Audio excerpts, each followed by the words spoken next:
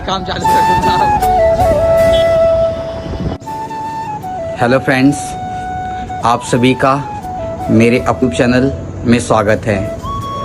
जैसे कि मैंने आपको बताया था अपने पहले दिन में कि हम गाज़ियाबाद राम पार्क से चले थे केदारनाथ के लिए, तो आपने देखा होगा कि हम यहाँ दिल्ली से होते हुए हम पहुँचे हरिद्वार, और हरिद्वार में हमने गंगा जी की आरती ली, नहाया वहाया, और नहाने के बाद हम सीधे ऋषिकेश निकल गए। और ऋषिकेश में हमने आपका लक्ष्मण झूला बंद था तो हम राम झूला पे गए, और राम झूला पे हमने गंगा के किनारे काफ़ी मस्ती वगैरह करी, घूमे फिरे। उसके बाद रात में हमने थोड़ा सा खाया पिया, मोमोज वगैरह खाए, और आपने देखा कि पवन सर के साथ मोमोज खाए क्योंकि वो मोमोज के बहुत बड़े आशिक हैं। तो वहाँ से खा पी के हम अब सेकेंड डे के लिए हम केदारनाथ के लिए निकल रहे हैं। तो केदारनाथ में क्या क्या हैं, कैसे कैसे ट्रैक करते हैं, और क्या क्या आता है, जैसे रुद्रप्रयाग आता है, वहाँ पे कर्णप्रयाग आता है, धारी देवी आती है, तो ये सारा का सारा मैं आपको वहाँ पे एक्सप्लोर करवाऊँगा, दिखाऊँगा कि जब हम ट्रैक से रास्ते से जाते हैं तो हमें क्या क्या चीज़ें वहाँ पे मिलती है देखने के लिए। धारी देवी अच्छी जगह है, रुद्रप्रयाग अच्छा जगह है, कर्णप्रयाग अच्छी जगह है, मतलब इन जगहों पे हम जा सकते हैं और घूम सकते हैं। मतलब इतनी चीज़ों को आप एक्सप्लोर जब भी करो तो इन चीज़ों को भी देख सकते हो। ये केदारनाथ ट्रैक के रास्ते में ही आते हैं, तो मैं सारी चीज़ आपको दिखाऊंगा। तो आप सभी लोग मेरे यूट्यूब चैनल पर बने रहें, आगे मैं आपको सेकेंड डे में ये सारी चीज़ें दिखाऊँगा।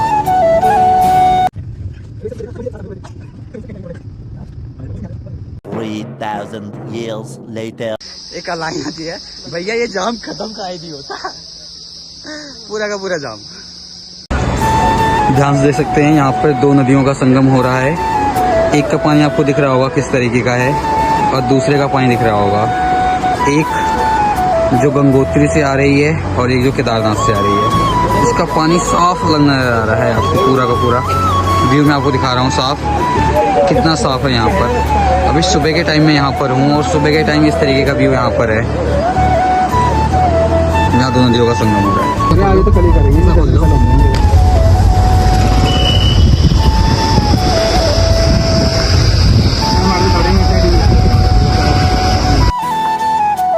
दोस्तों आपको दिख रहा होगा धारा देवी टेम्पल, जो बिल्कुल बीच में है। कहा जाता है कि ये सभी जितने भी केदार हैं उनकी रक्षा करती है, केदार की।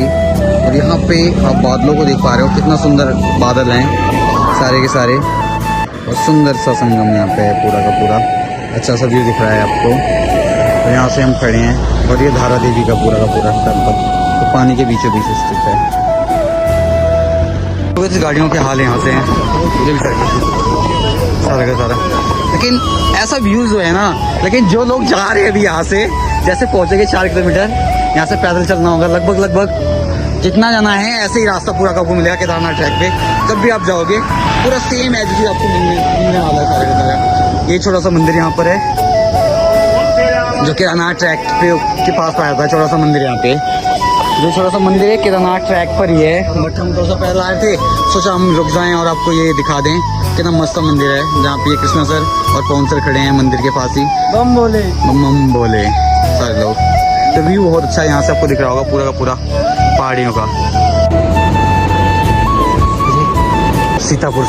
सीतापुर बस स्टैंड से चढ़ाई चालू हो चुकी है, और हम केदारनाथ के लिए अब चढ़ाई करना स्टार्ट कर रहे हैं। दोपहर हो रही है, दोपहर की 11 बज रहे हैं, 11 बजे चढ़ाई शुरू हुई। अब हम केदारनाथ का रास्ता है जहाँ से हम पैदल जाते हैं, पैदल जाने का रास्ता यहाँ से स्टार्ट होता है, और यहाँ से हम सभी लोग पैदल निकलेंगे। और ये रे हमारे कृष्णा सर, ये रे पवन सर। अब यहाँ से हम सभी लोग पैदल जाएंगे, और ये पैदल मार्ग है, और यहाँ पे लिखा हुआ आप देखने से देखेंगे 16 किलोमीटर लिखा हुआ है। ये टोटल जो है वो 23 किलोमीटर है, और हमने यहाँ से स्टार्ट कर दिया चलने के लिए सभी लोगों ने, और यहाँ से पूरा रास्ता स्टार्ट हो जाएगा। मैं आप सबको पूरी वीडियो बताऊँगा कि आप यहाँ से केदारनाथ जो पैदल मार्ग है यहाँ से कैसे जाएंगे और किस तरीके से जाएंगे। सारी की सारी डिटेलिंग मैं आपको देता रहूँगा। आप एक बार दोबारा इसी साल में दूसरी बार केदारनाथ में दूसरी बार आ रहा हूँ इसी साल में, और दूसरी बार इसी ट्रैक में आपका स्वागत है। मैं विनय सिंह राजपूत, मेरे चैनल VSR ब्लॉग्स VA में आप सभी लोगों को मैं पूरे ट्रैक का दर्शन करवाऊँगा, सारा का सारा कैसा केदारनाथ का पूरा ट्रैक है। तो आप सभी लोग आइए। केदारनाथ का पहला गेट जो हम यहाँ से निकल रहे हैं। बहुत सारे लोग यहाँ पे घोड़ों से जाते हैं, बहुत से लोग पैदल भी जाते हैं, जिसकी जैसे शिक्षा करती है वैसे जाते हैं। बट मैं तो ये कहूँगा ज़्यादा से ज़्यादा लोग पैदल जाएं, क्योंकि तभी आपको ट्रैक का मज़ा आएगा, घोड़ों का नहीं। अक्सर घोड़े ही घोड़ों से जाते हैं। मैंने तो कई बार देखा है गधे घोड़ों पर बैठे होते हैं। आपको बाबा दिख रहे होंगे जिनके साथ गाना बज रहा है, और ये गाना बजाते हुए पूरे इस ट्रैक को कर रहे हैं। जो मज़ा इस ट्रैक पे इनको इस गाने को बजाते हुए और ज़्यादा टाइम हो रहा होगा, वो मज़ा शायद मुझे नहीं लगता कहीं और तरीके से हो भी सकता है। जैसे इस सॉन्ग के साथ बजता हुआ जिस तरीके से हम लोग जा रहे होंगे सारा का सारा। जब आप पैदल आते हो और केदारनाथ के ट्रैक का मज़ा लेते हो, तो ऐसे व्यूज़ आपको देखने के लिए मिलते हैं हर जगह पर। इस तरीके से ऐसे भाई लोग सॉन्ग बजाते हुए निकलते हैं और सारी चीज़ पानी वगैरह ऐसे दिखता रहता है। लेकिन ये मज़ा आपको तभी मिलेगा जब आप केदारनाथ आओगे, वो भी केदारनाथ जब आप आओगे ट्रैक करते हुए आओगे, तभी ऐसा आपको व्यू मिलेगा देखने के लिए। नहीं तो ऐसा व्यू देखने के लिए आपको नहीं मिल सकता अगर आप हेलीकॉप्टर से आते हो या आप घोड़े से जाते हो। तो जब भी आप आओ तो आपको आने के लिए सबसे जरूरी आपको है कि आप हमेशा पैदल ही सफ़र करें। भैरव मंदिर चीरभाषा केदारनाथ ट्रैक पर ये पहला मंदिर पड़ता है, जो छोटा सा है। यहाँ पर यहाँ पे जो हमारे साथ आए थे और हमने कहा था हाँ ट्रैक करेंगे, बट उन लोगों ने आगे जाके घोड़ा कर लिया। अब उन्होंने घोड़ा कर लिया, उसके लिए तो कुछ किया है कहा नहीं जा सकता। मैं तो बस यही कहता हूँ सभी से कि जितने लोग भी केदारनाथ आते हैं, अगर आपके पैरों में ताकत है तभी आप केदारनाथ आइए। अगर आप घोड़ा करते हैं या आप किसी बग्गी वगैरह से आते हैं, किसी चीज़ से आते हैं आप, तो मेरे हिसाब से आपका आना बेकार है। जितना आसानी से आप पैदल चल सकते हैं और इस ट्रैक का मज़ा ले सकते हैं, वो मज़ा कहीं और नहीं मिलेगा। अब देखो जब हम ट्रैक करते हैं तो ट्रैक के रास्ते में आपको ऐसे ऐसे वाटरफॉल दिखेंगे केदारनाथ ट्रैक पे। अगर घोड़ों से आप चलते हो तो इन सभी को आप छोड़ सकते हो, इन सभी का मज़ा आपको नहीं मिलता है। तो इसलिए इनका यूज़ ना करें, ज़्यादा से ज़्यादा आप घोड़ों का प्रयोग ना करें। यही केदारनाथ का ट्रैक है जो आपको काफ़ी सुंदर दिख रहा होगा नज़ारे। तो जब आप केदारनाथ आओ तो इस जगह पे जरूर से रुको, क्योंकि यहाँ से जो व्यू दिखता है हमें नेचर का बिल्कुल ही साफ दिखता है। और जैसे इसके ऊपर जाते जैसे इसके ऊपर जाओगे तो आपको नज़ारे यहाँ से दिखने स्टार्ट हो जाते हैं, जो कि इतना सुंदर नज़ारा आपको दिखेगा। पूरे पहाड़ का सुंदर नज़ारा आपको दिख रहा होगा, इतना सुंदर है। अभी तो मैं यहाँ पर हूँ, यहाँ से लगभग अभी 2.5 से 3 किलोमीटर ऊपर है। जैसे 2.5 से 3 किलोमीटर ऊपर पहुँचेंगे, 2.5 से 3 किलोमीटर ऊपर। फाइनली हम पहुंच गए हैं।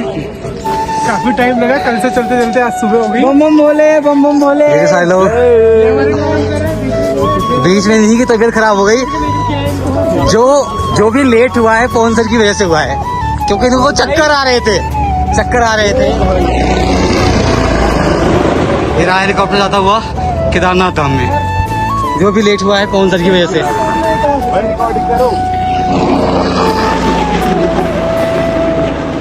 केदारनाथ ट्रैक में पहुंचने वाले हम सभी लोग, सारा का सारा।